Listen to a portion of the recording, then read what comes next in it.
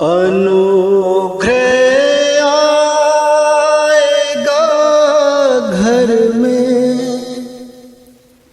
तो भरपूरी भी आएगी। अनुग्रह आएगा घर में तो भरपूरी भी आएगी। न डर होगा न भय होगा, ये बीमारी भी जाएगी। अनुग्रह आएगा घर में तो भरपूरी भी आएगी। न डर होगा न भय होगा, ये बीमारी भी जाएगी।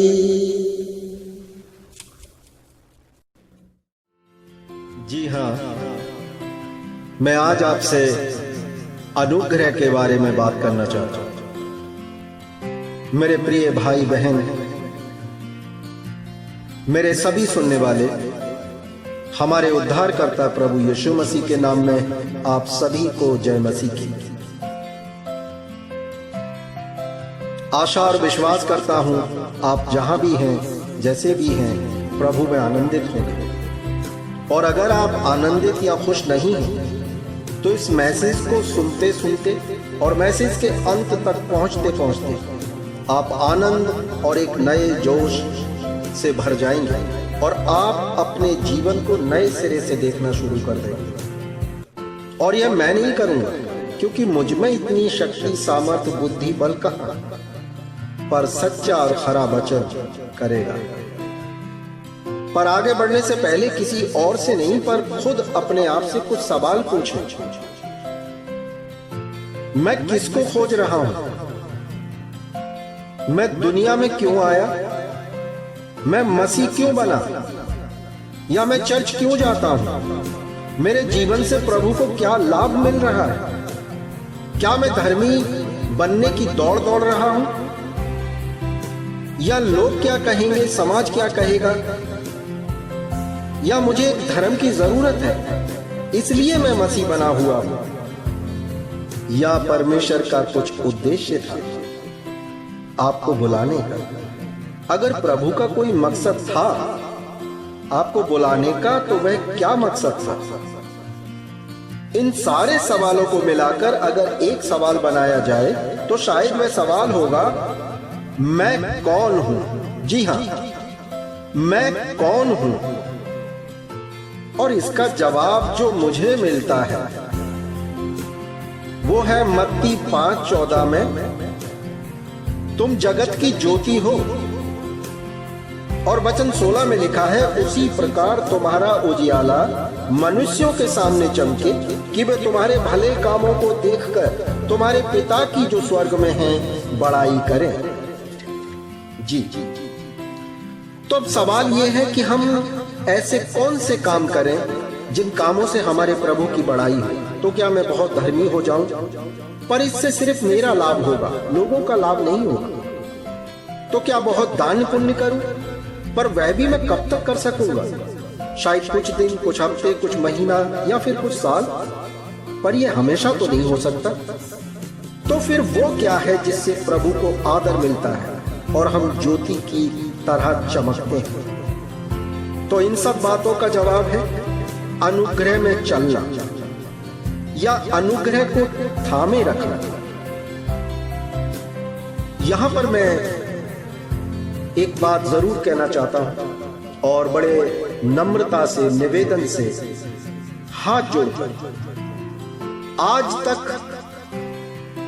बहुत सारे मेरे मसीह भाई बहन सिर्फ यही समझते आए हैं, अगर किसी से पूछा जाए कि क्या आपके जीवन में परमेश्वर का अनुग्रह है, तो उनका जवाब 100% हाँ में होता है। और शायद ये सोचकर होता है, ज्यादातर मसीह भाई बहन ये समझते हैं कि मसीह का मेरे लिए मर जाना अनुग्रह है, पापों की क्षमा अनुग्रह है, स्वर्ग में प्रवेश अनुग्रह है। पर जी नहीं मेरे भाई मेरी बहनें, अनुग्रह का सिर्फ यही मतलब नहीं। अनुग्रह का मतलब है मेरे विश्वास से ऊपर जाकर जो मेरे लिए हो जाता है, या जिन बातों पर मैं यकीन न कर सकूं, विश्वास न रख सकूं, और वो मेरे लिए हो जाए, वो अनुग्रह है।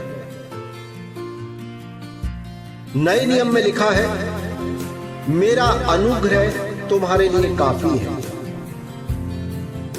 एक और जगह लिखा है, मेरा अनुग्रह निर्बलताओं में सिद्ध होता है।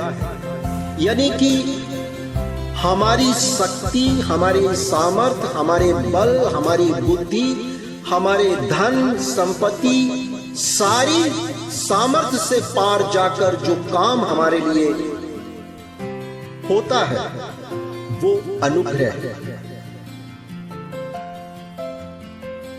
इसीलिए मैंने कहा अनुग्रह में चलना या अनुग्रह को थामे रखना, क्योंकि बिना परमेश्वर के अनुग्रह के हम कुछ भी नहीं हैं। आप कल्पना कीजिए कि अगर आज प्रभु का अनुग्रह आपके जीवन से चला जाए तो क्या होगा। वचन कहता है, यदि मैं तुम्हें एक पल के लिए छोड़ दूं या एक पल के लिए अनुग्रह हट जाए तो तुम नाश हो जाओगे। और गलतियों 5:4 में लिखा है, तुम जो व्यवस्था के द्वारा धर्मी ठहरना चाहते हो, मसीह से अलग और अनुग्रह से गिर गए हो। किसके द्वारा? व्यवस्था के द्वारा, धर्म के द्वारा मैं धर्मी ठहरना चाहता हूँ। बाइबल के द्वारा मैं धर्मी ठहरना चाहता हूँ।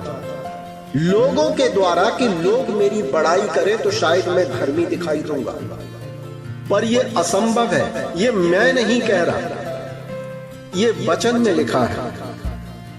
तुम जो व्यवस्था के द्वारा धर्मी ठहरना चाहते हो, मसीह से अलग और अनुग्रह से गिर गए हो।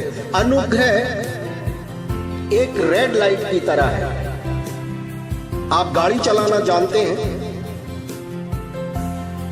आप एक रेड लाइट पे पहुंचते हैं।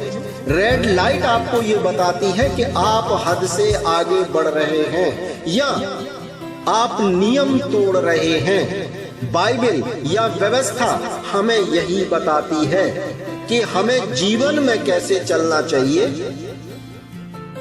अगर हम कुछ गलत करते हैं तो वो बाइबल की अकॉर्डिंग हमें पता चलता है कि ये चीज पाप है और ये चीज पुण्य है।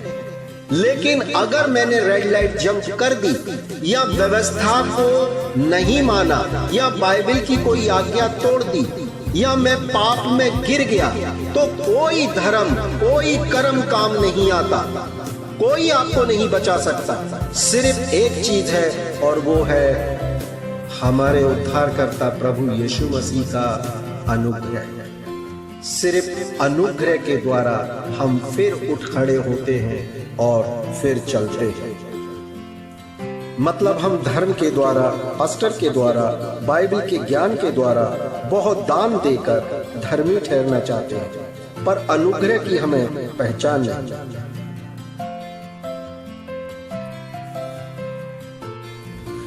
अनुग्रह का मतलब सिर्फ पापों की क्षमा नहीं या यीशु में नया जीवन या स्वर्ग में प्रवेश को ही अनुग्रह समझते हैं, जबकि सत्य यह है कि उसके अनुग्रह की व्याख्या करना नामुमकिन है। जैसे हमारे सर के बाल से लेकर पैर के नाखून तक उसका अनुग्रह है, दिन पर उसका अनुग्रह है, रात पर उसका अनुग्रह है, सुबह पर उसका अनुग्रह है, शाम पर उसका अनुग्रह है, हवा पर उसका अनुग्रह है, पानी पर उसका अनुग्रह है, जमीन पर उसका अनुग्रह है, आसमां पर उसका अनुग्रह है, छांव पर उसका अनुग्रह है, धूप पर उसका अनुग्रह है, चांद सितारों पर उसका अनुग्रह है, जमीन के जर्रे जर्रे या कण कण में उसका अनुग्रह है। अब सवाल है कि मैं इस अनुग्रह को कैसे पहचानूं? अगर मुझे पहचान नहीं है तो मैं उसे प्राप्त कैसे करूंगा? और अगर अनुग्रह प्राप्त नहीं करूंगा तो बिना अनुग्रह के मेरा जीवन कैसा होगा?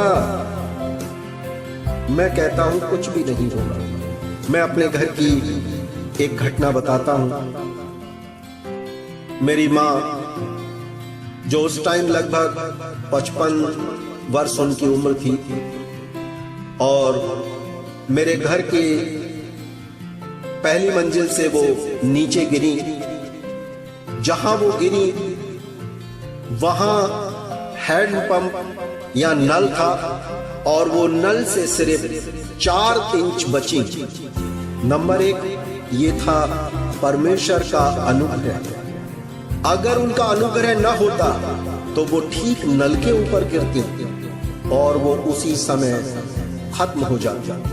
लेकिन जहां गिरी वहां पक्का फर्श था और 55 वर्ष की उम्र, और उसके बाद उनके हाथ टूटा, उनके पैर टूटे, उनकी कमर में फ्रैक्चर हुआ और पूरे शरीर में कई जगह उनको फ्रैक्चर आया और काफी समय वो हॉस्पिटलाइज है। फिर हम उनको घर पर लेकर आए, उनकी देखभाल की। मेरी मां परमेश्वर में विश्वास करती थी, वो प्रार्थना करती रही। लेकिन इन सब बातों के साथ मैं आपको एक और घटना इसके साथ बताता हूं कि ठीक उसी दिन, जिस दिन मेरी मां गिरी थी, उसी दिन एक और स्त्री का पैर टूटा था। लेकिन सिर्फ उसका पैर टूटा था, उसको और कहीं कोई चोट नहीं आई थी। परंतु मेरी मां के साथ उनका हाथ टूटा, पैर टूटा, कमर में फ्रैक्चर, दोनों पैरों में फ्रैक्चर। लेकिन जिस स्त्री का सिर्फ एक पैर टूटा था, वो स्त्री खत्म हो गई या उनकी डेथ हो गई। लेकिन मेरी मां के पूरे शरीर में बहुत सारे फ्रैक्चर, लेकिन फिर भी आज मेरी मां अपने सारे काम खुद करती है। वो दौड़ लगा सकती है, वो चल सकती है, वो अपने सारे काम खुद करती है और हम सबके बीच में जोश के साथ घूमती है। ये क्या था? वहां अनुग्रह नहीं था, यहां अनुग्रह था। अनुग्रह ने उन्हें नल के ऊपर गिरने से बचाया, अनुग्रह ने उन्हें उठाकर खड़ा किया। पुराने नियम में परमेश्वर मूसा से कहते हैं कि देख, आज मैं मिस्रियों में और इस्राएलियों में भेद करूंगा या अंतर करूंगा। जब मिस्रियों के देश में रहते हुए वहां पर जब ओले पड़े, जब वहां पर टिड्डियों की बारिश आई, मेढकों की बारिश आई, तो वहां मिस्रियों के घरों में आती थी, परंतु इस्राएलियों के घरों पर नहीं आती थी। क्यों? क्योंकि वो परमेश्वर के अनुग्रह से ढके रहते थे। हालेलुया। और अगर अनुग्रह प्राप्त नहीं करूंगा तो बिना अनुग्रह के मेरा जीवन कैसा होगा?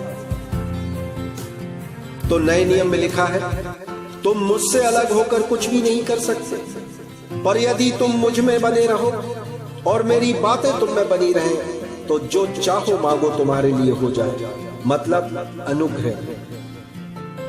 पर यदि तुम मुझ में यानी अनुग्रह में बने रहो तो जो चाहो मांगो तुम्हारे लिए हो जाएगा। और तब परमेश्वर एक कदम और आगे बढ़ाकर कहेंगे, अगर मैं अनुग्रह में चल रहा हूं, अगर मैं विश्वास में चल रहा हूं। देखिए, बिना विश्वास के आप परमेश्वर को प्रसन्न नहीं कर सकते। ये नए नियम में लिखा है, इसमें मेरा एक शब्द नहीं जुड़ा। परमेश्वर का वचन कहता है, विश्वास बिना उसे प्रसन्न करना अनहोना। आपने विश्वास किया, प्रभु ने प्रसन्नता दिखाई और तब अनुग्रह आता है।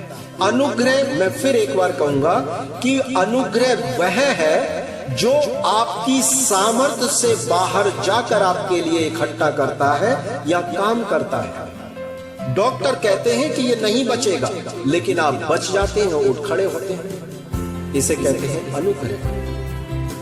लोग कहते हैं इसे रोजगार नहीं मिलेगा, लेकिन आप एक बहुत अच्छे रोजगार पर पहुंचते हैं। मेरी आशा कहती है, मेरी उम्मीद कहती है, या मेरे विचार कहते हैं, मुझसे बातें करते हैं कि मैं कभी ठीक नहीं होऊंगा या होंगी, लेकिन मैं उठ खड़ा होता हूं या उठ खड़ी होती हूं। ये क्या है? ये है अनुग्रह। डॉक्टरी रिपोर्ट कहती है, एक्सरे कहते हैं कि तुम्हारे लिए कोई आशा नहीं है, तुम्हारे लिए कोई उम्मीद नहीं बची है, लेकिन फिर भी मेरे लिए एक नया सूर्य निकलता है। इसे कहते हैं अनुग्रह। और तब परमेश्वर एक कदम और आगे बढ़ाकर कहेंगे, जी अगर आप विश्वास में चल जाए। देखिए, विश्वास और अनुग्रह ये दो जीवन के पहिए हैं। अगर विश्वास का पहिया कमजोर पड़ेगा तो अनुग्रह का पहिया उसे सहारा देगा और दोनों चल पड़ेंगे। अनुग्रह का पहिया जब जब धीमा पड़ेगा या अनुग्रह आपको कम लगेगा या नहीं मिल पा रहा है, तो आपका विश्वास अनुग्रह को मजबूर करेगा कि आप पर परमेश्वर अनुग्रह करे। अब्राहम ने क्या किया? अनदेखी वस्तुओं का विश्वास किया। वो जो 100 वर्ष का था और 90 वर्ष की सारा, और सारा के गर्भ की मरी हुई किसी दशा जानकर, मतलब कंडीशन जानकर, पोजीशन जानकर, सारे हालातों को चेक करके अब्राहम इस बात को उन्हें बहुत अच्छे से पता था कि मैं वो पुरुष नहीं हो सकता जिसके द्वारा परमेश्वर पृथ्वी पर वंश लाए या मेरे वंश को बढ़ाए, परंतु अब्राहम सब चीजों को, जो लिखा है वो बड़ा सुंदर लिखा है कि अपनी सब परिस्थितियों को जानकर भी अब्राहम विश्वास में निर्बल नहीं हुआ। मतलब उसे मालूम था, वो कमजोर नहीं पड़ा, उसने अपने विश्वास को डगमगाने नहीं दिया और अनुग्रह ने आकर काम किया। हालेलुया।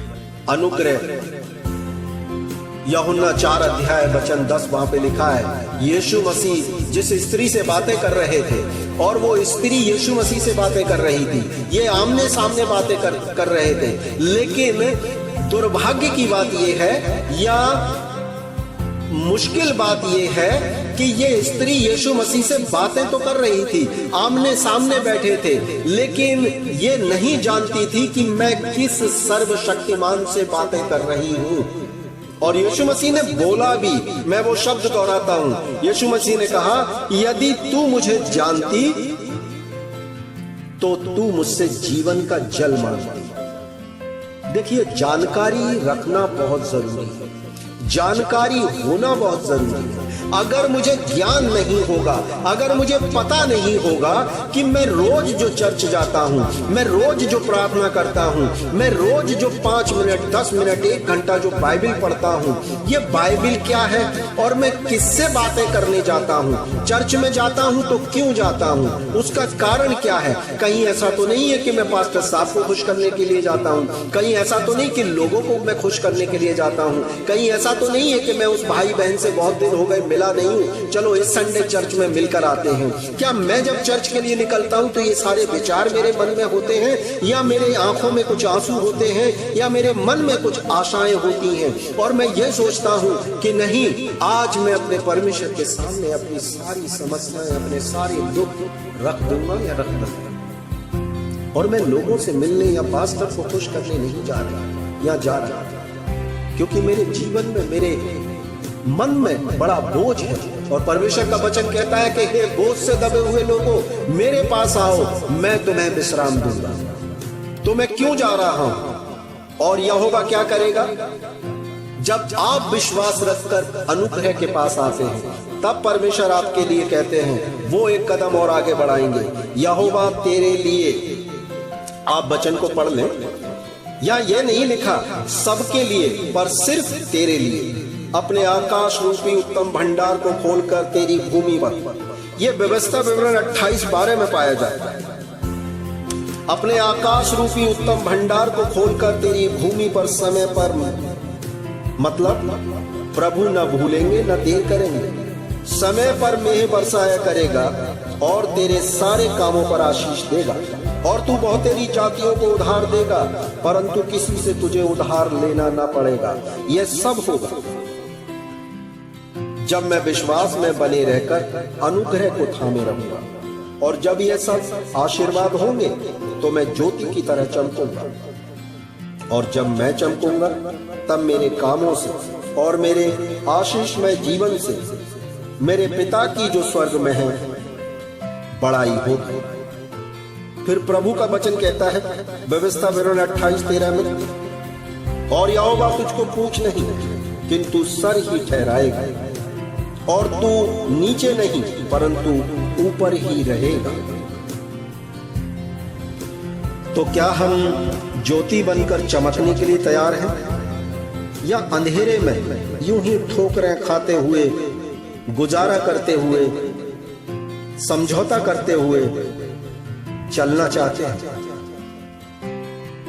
और पूंछ नहीं पर सर बनना चाहते हैं, या पूंछ बनकर घसीटते हुए रहना चाहते हैं?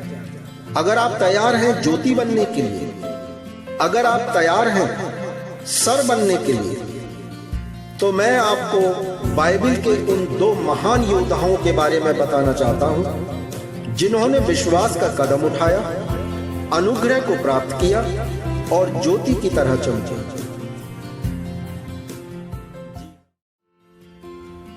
हालेलुया।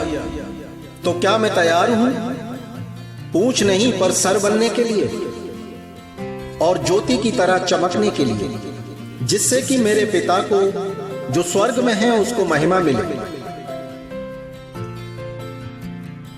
हम अनुग्रह तक पहुंच तो गए, पर सिर्फ हम अनुग्रह को या तो दूर से देख रहे हैं या दूसरों से इसकी चर्चा सुन रहे हैं। पर क्या मेरे अंदर या मेरे जीवन में या मेरे घर में या मेरे रोजी रोजगार में प्रभु का अनुग्रह दिखाई देता है या नहीं?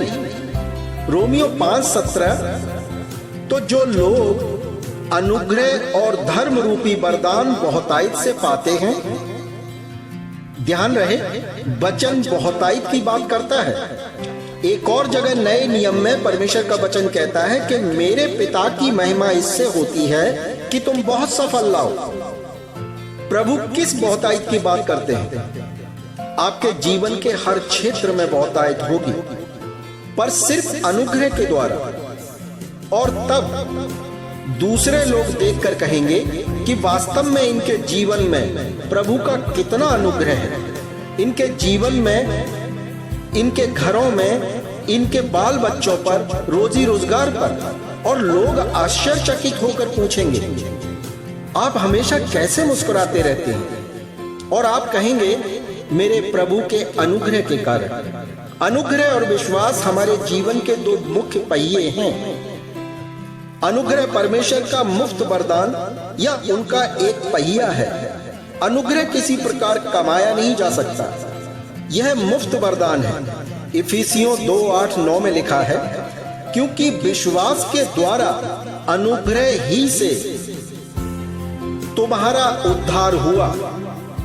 ध्यान रहे, विश्वास के द्वारा अनुग्रह ही से तुम्हारा उद्धार हुआ।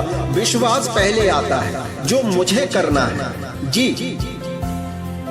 अब उस योद्धा के बारे में बात करते हैं जिनको हम दाऊद के नाम से जानते हैं।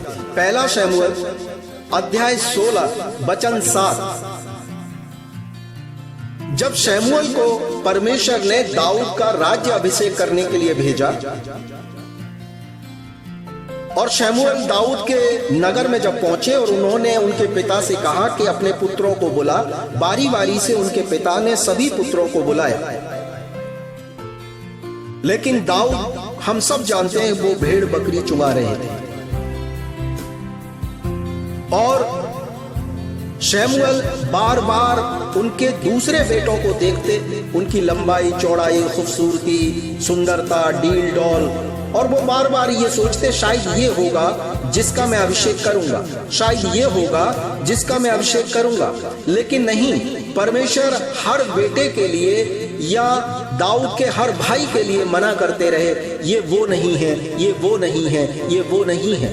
अंत में शमूएल ने दाऊद के पिता से पूछा कि क्या तेरा कोई और भी बेटा है? दाऊद के पिता ने कहा कि हाँ है। दाऊद के भाइयों ने कहा कि हाँ है, लेकिन वो तो भेड़ बकरी चुगाता है। मतलब दूसरे शब्दों में दाऊद की कोई वैल्यू नहीं थी दाऊद के पिता की नजर में और भाइयों की नजर में।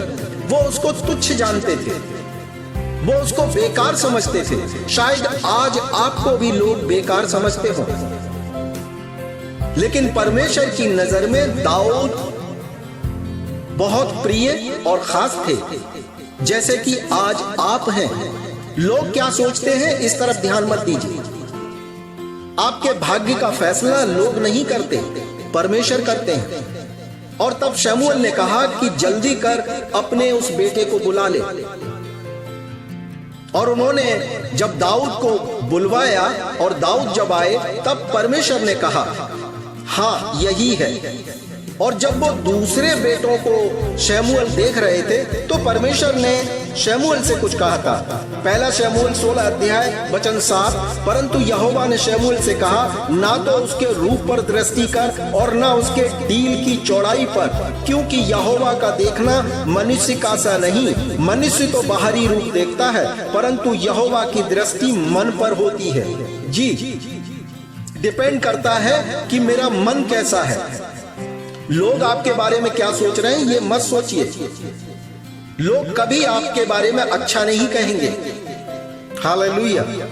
और जब दाऊद को बुलाया गया तो दाऊद ने मना नहीं किया कि मुझे पूछ रहने दो, क्योंकि मैं छोटा हूं, मैं भेड़ बकरी चुंगाता हूं, मुझे तो कुछ आता नहीं, मेरे भाइयों में से किसी को सर बना दो या राजा बना दो, मुझे रहने दो। नहीं, दाऊद ने ऐसा कुछ नहीं कहा। दाऊद आगे बढ़े और वो सर बनने के लिए तैयार हुए, यानी कि उन्होंने अनुग्रह को ग्रहण किया। वो अनुग्रह को जानते थे। उन्होंने इससे पहले कई बार शेर को मारा था, उन्होंने कई बार भालू को मारा था, शेर के जबड़ों में हाथ डालकर उसको 2 टुकड़े कर दिया था। किसके द्वारा? क्योंकि वो परमेश्वर के अनुग्रह को समझ चुके थे। पहला शमूएल 17 अध्याय वचन 28। फिर एक बार जब दाऊद अपने भाइयों के लिए लड़ाई के मैदान में रोटी लेकर और पानी लेकर पहुंचे, वहां उनके भाइयों ने दाऊद को नीचा दिखाया। दाऊद से फिर कहा तू यहां क्यों आया है और भेड़ बकरी कहां है? दूसरे शब्दों में वो फिर दाऊद को नीचा दिखा रहे थे, या ये कहने की कोशिश कर रहे थे कि तू इस लायक नहीं है, तू यहां क्यों आया? पर दाऊद शर्मिंदा नहीं हुए या दाऊद घबरा नहीं गए। और दाऊद ने पूछा भी अपने भाइयों से अब मैंने क्या किया है, या अब मैंने ऐसा क्या कर दिया, जैसा कि हमारी आम जिंदगी में होता है। आप घबराएं ना, आप परेशान ना हो। और इन्हीं दाऊद ने 12 वर्ष की उम्र में, पहला शमूएल 17 अध्याय 45, जब दाऊद को पूरी घटना पता चली, जब दाऊद को सारा जिक्र बताया गया, तब दाऊद ने गोलियत का सामना किया। जब गोलियत का सामना हुआ तब दाऊद के जो शब्द थे वह विश्वास से लवरेज थे या भरपूर थे, जैसा कि लिखा है। दाऊद कहते हैं पहला शमूएल 17 अध्याय वचन 45 में, तू तो तलवार भाला सांग लिए हुए मेरे पास आता है, परंतु मैं सेनाओं के यहोवा के नाम से तेरे पास आता हूं, और आज के दिन यहोवा तुझको मेरे हाथ में कर देगा, और मैं तेरा सर धड़ से अलग करूंगा और आकाश के पक्षियों को खिलाऊंगा। ये क्या था दाऊद के अंदर? एक बालक इस तरह की बातें, 12 वर्ष की उम्र में एक बालक इस तरह की बातें कर रहा है, क्योंकि वो परमेश्वर, उन्हें मालूम था, वो ये जान गए थे। उनके पिता को नहीं पता, उनके भाइयों को नहीं पता, वो नहीं जानते कि परमेश्वर का अनुग्रह कहां तक ले जा सकता है और क्या कर सकता है। लेकिन दाऊद को यह मालूम था कि परमेश्वर के अनुग्रह में होकर मैं कुछ भी कर सकता हूं। और इसी वचन में आगे वो गोलियत को खतना रहित बोलते हैं। दूसरे शब्दों में वो कहते हैं वह खतना रहित पलिश्ती तो क्या है कि जीवित परमेश्वर की सेना को ललकारे। यानी कि उनका मतलब था जो अनुग्रह मेरे जीवन पर है वो गोलियत के जीवन पर नहीं है। जो मैं देख सकता हूं वो गोलियत नहीं देख सकता। दूसरे शब्दों में जब मैं कल्पना कर सकता हूं, आप कल्पना करके देखिए, जब 12 वर्ष का वो लड़का, वो दाऊद, जब लड़ाई के मैदान में गोफन लेकर, पत्थर लेकर गोलियत को मारने के लिए दौड़ा चला जाता था, तो उसके भाइयों के मनों में क्या विचार आ रहे होंगे। क्या ये सच नहीं कि उनके भाई ये कह रहे होंगे कि दाऊद तुमने बहुत गलत जगह पंगा ले लिया, तुमने बहुत बड़ी गलती कर दी है, वापस आ जाओ, मत जाओ, बहुत भारी पड़ेगा, और वगैरह वगैरह। सबका ध्यान गोलियत के डील डॉल और उसकी लड़ाई, उसके गुणों पर था। गोलियत को सब देख रहे थे, लेकिन दाऊद सिर्फ अपने परमेश्वर को देख रहे थे। सबकी नजरें गोलियत पर थीं कि वो कितना ताकतवर, कितना युद्ध में निपुण है, उसे भाला चलाना, तलवार चलाना सब कुछ किस तरह आता है, उसे कोई हरा नहीं सकता। ये सच है। लेकिन दाऊद उधर नहीं देख रहे थे, दाऊद अपने परमेश्वर की तरफ देख रहे थे। उन्हें तीर और तलवार पर भरोसा नहीं था, उन्हें अपने यहोवा पर भरोसा था। उन्हें यकीन था कि आज यहोवा मुझे विजयी करेगा। इसीलिए जब तक हम अनुग्रह को नहीं पहचानते, हम जहां आज है, आज से 20 साल बाद भी हम वहीं पर नजर आएंगे। हम अनुग्रह को पहचानना शुरू करें या जान लें, अनुग्रह सिर्फ पापों की क्षमा नहीं है। अनुग्रह वह है जो हमारी शक्ति और सामर्थ्य से बाहर जाकर हमारे लिए काम करता है। लेकिन अपने विश्वास को बनाए रखें।